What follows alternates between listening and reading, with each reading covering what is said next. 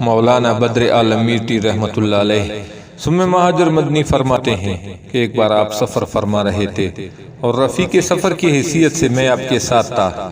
Rail کے جس ڈبے میں سوار ہوئے اس میں 2 خوشرو عورتیں بھی تھی۔ حضرت شاہ صاحب جب گاڑی میں تشریف رکھتے تو اپنے منور چہرے کی وجہ سے مرکزی نگاہ بن جاتے۔ یہ عورتیں برابر آپ کو دیکھتی رہی اور آپ حسب دستور کتاب کے مطالعے میں مستغرق رہے۔ عورتوں کے ساتھ ایک بڑا پان دان تھا۔ انہوں نے پان لگایا اور تشتری میں رکھ کر مجھے دیا کہ ان بزرگوں کو پیش کرو۔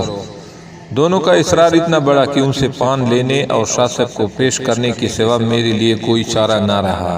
میں نے تشتری آپ کے سامنے کر دی۔ استغراق کے مطالعے میں آپ نے بھی بے تکلف پان منہ میں رکھ لیا۔ ابھی چند منٹ نہ گزرے تھے کہ آپ پر مسلسل متلی کی کیفیت شروع ہو گئی۔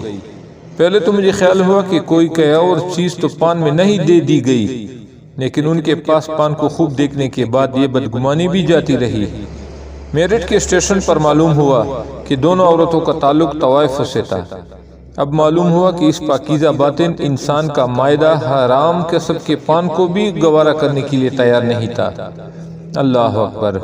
مردان خدا کے ساتھ خدائے حافظ و حافظ کا یہ حفاظتی معاملہ ہوتا ہے۔